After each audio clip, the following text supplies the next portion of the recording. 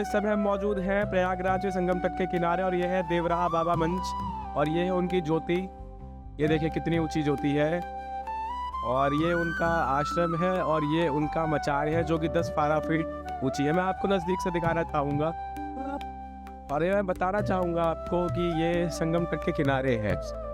बाबा के बारे में कहा जाता है कि बाबा जो है एक रहस्यमयी थे और बाबा के बारे में कई कहानियाँ हैं। तो आप कभी भी प्रयागराज अगर आए तो आप आ सकते हैं और यहाँ का आनंद ले सकते हैं, बाबा का आशीर्वाद ले सकते हैं। आंखों देखी वो बता रहा हूँ। हाँ, बाबा का एक बार इंदिरा गांधी हमारे सामने आई थी तो उनका गार्ड जो थे उनका जो गार्ड थे जो उनका पीए जो होते हैं गार्ड, तो उनके पास मशीन गन था वो। तो बाबा बोले बच्चा ये क्या है? तो कहे कि बाबा ये 36 गोली निकलती है एक साथ बटन दबाने से।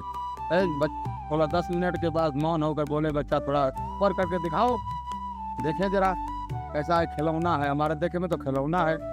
तो इंदिरा गांधी सुन ली, कहे कि बाबा जो बोल रहे हैं क्यों नहीं आप दबा रहे हैं गोली। तो जब से इंदिरा गांधी बोली वैसे बटन टिपे तो गोली एक भी नहीं निकली। ये हमारे सामने की बात हो, आंखों से की बात है।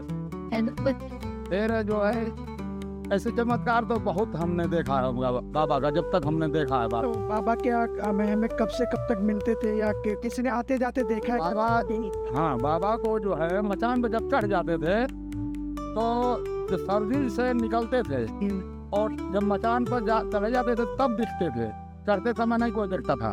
तो बाबा किसी को आते जाते नहीं दिखे? हाँ, जाते आते देखते थे, लेकिन कभी जब उनका इच्छा होती थी तब दिखते थे, नहीं तो ऐसे नहीं कुछ दिखता था। तो बाबा यहीं पे आप मिलते? यहाँ पर 1.25 महीना रहते थे। 1.25 महीने? 1.25 महीने बाद कहाँ जाते? हाँ, फिर काशी में रहते थे। अब द्वारकाधीश मंदिर है ना, आप पूरा डिटेल वहाँ मिलेगा। फिर चरण पादुका गंगा जी तैयार करेंगे तो रामगढ़ के राजा जो दिए थे उनको दान में बाबा को, आज भी वो जमीन है। फिर विंध्याचल में हंस बाबा इस समय पर मौके पर है, 64 एकड़ भूमि है विंध्याचल में, कभी आप जाके वहाँ देख लीजिएगा। 7000 गाय हैं। वृंदावन में 800 गाय है, 800 गाय है। 40 गाय तो देवभूमि की है। तो मतलब जिसको दर्शन के लिए आना पड़ेगा वो कहाँ आएगा? ये कौन सी जगह बताएंगे जरा? हाँ, संगम प्रयागराज। प्रयागराज ये जो है गंगा जी का अखंड ज्योति उसमें दिखा है, गंगा बोर्ड लगा है उसमें दिखा है। हम तो इंद्रावत रहते हैं, हमारे को दरबार ये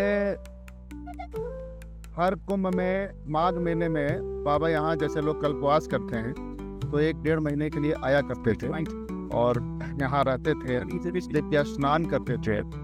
लोग यहाँ पे आते थे, यहाँ भंडारा चलता था। भंडारा आज भी चल रहा है, अखंड ज्योति चल रही है। ये जो लोहे का जो पिलर बना हुआ है इसके ऊपर अखंड ज्योति जो स्थापित की गई है 200 साल के लिए है। ये कम से कम 200 साल का वो लेके ऐसा पेंट और ऐसा प्राइमर किया गया है कि जंग नहीं खाए।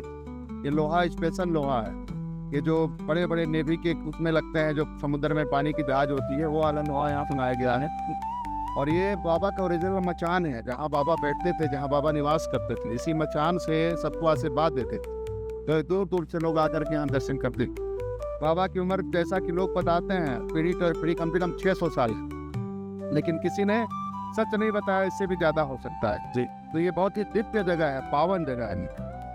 आज भी उनकी आत्मा यहाँ निवास कर रही है। ऐसे लोग जाते नहीं है, ऐसे लोग जब शरीर छोड़ते जो स्थापित की गई है 200 साल के लिए है। ये कम से कम 200 साल का वो लेके ऐसा पेंट और ऐसा प्राइमर किया गया है कि जंग नहीं खाए।